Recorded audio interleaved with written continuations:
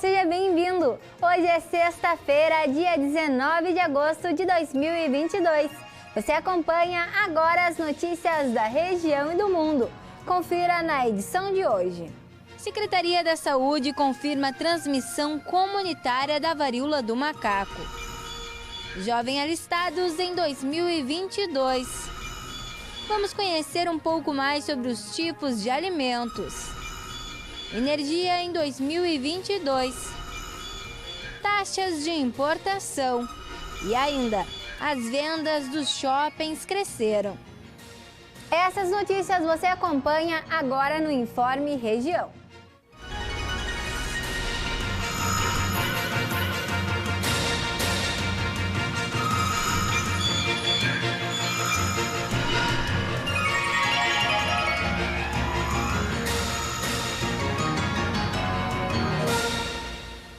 A Secretaria da Saúde do Estado declarou transmissão comunitária para a varíola do macaco no Rio Grande do Sul. Atualmente, o estado possui 54 casos confirmados para a doença e 255 casos ainda estão sendo investigados. A transmissão comunitária da varíola do macaco no território do estado do Rio Grande do Sul já pode ser definida como existente. A confirmação foi realizada ontem pela Secretaria da Saúde do Estado. A transmissão comunitária acontece quando não é possível identificar a origem da infecção. Além de Porto Alegre, a medida já tinha sido adotada por outros municípios. Atualmente, o estado tem 54 casos confirmados e 255 casos em investigação. A principal forma de transmissão é por meio do contato pele a pele, secreções ou por objetos pessoais do paciente infectado. Um filhote de veado catingueiro foi resgatado na tarde de ontem na Serra Gaúcha. O mamífero possuía ferimento e foi socorrido pelo 3º Batalhão Ambiental da Brigada Militar. Policiais militares do 3º Batalhão Ambiental da Brigada Militar de Canela salvaram ontem à tarde um filhote de veado catingueiro, um animal nativo que estava com ferimentos. O mamífero foi encaminhado para os cuidados médicos veterinários, no município de Três Coroas, para receber o tratamento e, após a sua recuperação, será reinserido em seu habitat.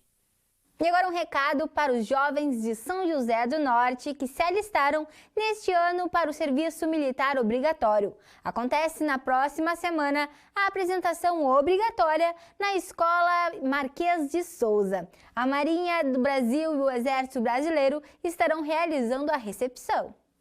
Foi divulgadas as instruções para a apresentação dos jovens alistados em 2022 pela Comissão de Seleção das Forças Armadas.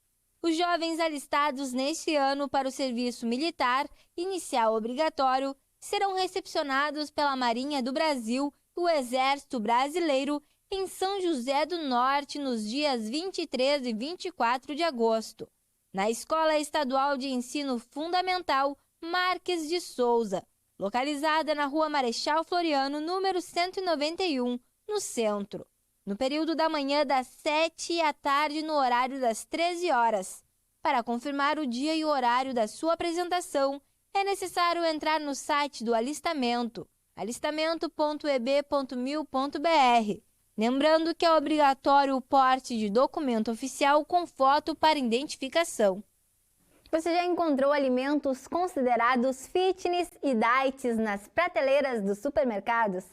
Esses produtos, embora possuam siglas com 0 calorias ou 0 açúcares, nem sempre são saudáveis. Com base no Guia Alimentar sobre a População Brasileira, a nutricionista Vivian Almeida explicou sobre a diferença dos alimentos que são encontrados nos supermercados e fazem parte da alimentação diária. Vamos conferir.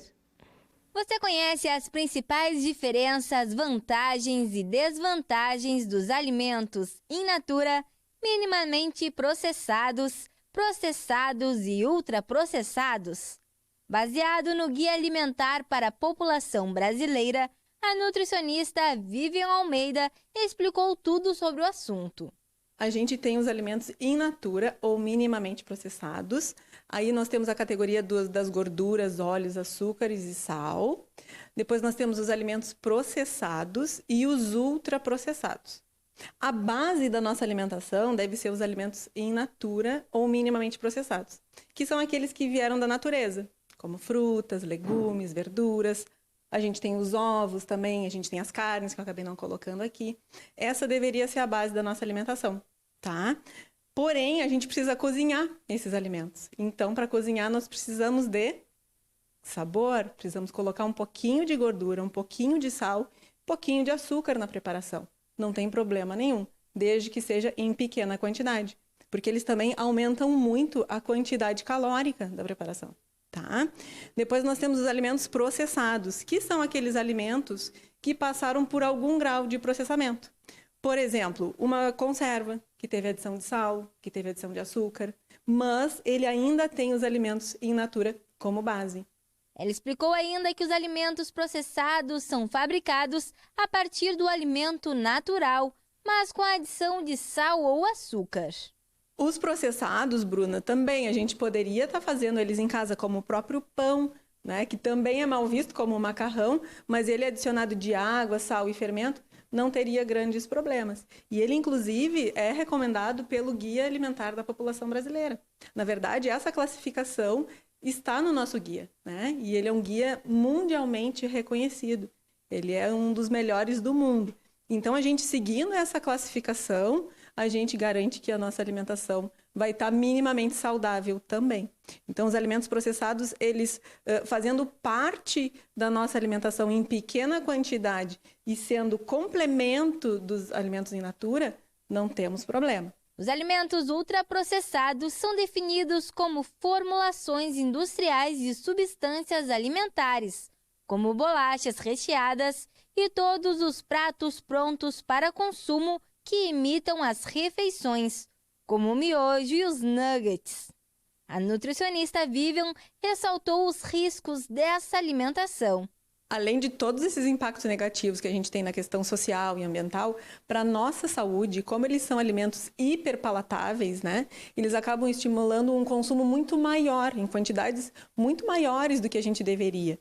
E então, eles acabam aumentando o risco da gente desenvolver doenças crônicas não transmissíveis. Diabetes, hipertensão, vários tipos de câncer, obesidade. Então, esse é um dos principais motivos pelos quais a gente desaconselha também os ultraprocessados. Temperaturas baixas na maior parte das regiões do estado. Na região da Campanha, a temperatura mínima chegou a 1 grau em Dom Pedrito. O tempo será firme em todas as regiões, não havendo risco de chuva. Na região sul, a umidade também diminuirá. Em Camaquã, ela ficará na casa dos 30%. Vamos conferir a previsão desta sexta-feira para a sua cidade. Tarde de céu limpo e com sol em Rio Grande. O tempo permanecerá firme sem chances de chuva. Os ventos chegarão aos 30 km por hora nesta tarde e a umidade se manterá na casa dos 60%. A temperatura fica entre 12 graus a máxima e 6 graus a mínima. São José do Norte terá uma tarde de tempo firme e céu ensolarado. Os ventos se manterão fortes, ficando na casa dos 30 km por hora. Já a umidade será baixa, ficando nos 57%. A temperatura fica entre 11 graus a máxima e 2 graus a mínima. O céu também fica limpo de nuvens nessa tarde em Dom Pedrito. O tempo será firme e ensolarado, sem risco de chuva. Os ventos se manterão fracos, não passando dos 13 km por hora. A umidade também se manterá baixa, ficando em 35% nesta tarde. A temperatura fica entre 12 graus a máxima e 1 grau a mínima. Camaquã terá tarde ensolarada e tempo firme. Não há riscos de chuva nesta sexta-feira. Os ventos serão moderados e não passam dos 20 km por hora. A umidade se manterá baixa, ficando na casa dos 30%. A temperatura fica entre 15 graus a máxima e 3 graus a mínima. Tempo firme em Vernão Soares. O céu será limpo de nuvens com predominância do sol e não haverá risco de chuva. Os ventos se manterão fracos, não passando dos 15 km por hora. E a umidade se manterá na casa dos 50%. A temperatura fica entre 13 graus a máxima e 4 graus a mínima. O Ministério de Minas prevê que a oferta de energia aumente neste ano. E o crescimento deve vir principalmente das fontes renováveis, como o solar e a eólica. A informação faz parte do boletim mensal da pasta. De acordo com a publicação, a estimativa é que a oferta interna de energia aumente em 1,3% neste ano, em comparação com 2021. Desse total, 46,4% devem vir de fontes renováveis. E o investimento nas energias renováveis deve fortalecer a matriz elétrica brasileira, principalmente a solar e a eólica. O Ministério também calcula que o consumo final de energia deve chegar a 2,5%, devido ao aumento da participação de energia hidráulica. Para a oferta interna de energia elétrica, a pasta espera um aumento de 3% na matriz energética brasileira, sendo as fontes de energia renováveis responsáveis por mais de 84% da geração elétrica. O Ministério ainda destacou a oferta nacional de energia hidráulica, com alta de 8,9% no ano. O consumo de eletricidade cresceu 4,2% em comparação a maio de 2021. E o consumo do setor comercial também segue em destaque, com alta de 13%, enquanto o residencial tem elevação de 2,8% e o industrial de 2,3%. O governo federal reduziu a importação de itens de proteção de motocicletas, mais de 6 produtos. As novas taxas, até 4%, entram em vigor a partir de setembro.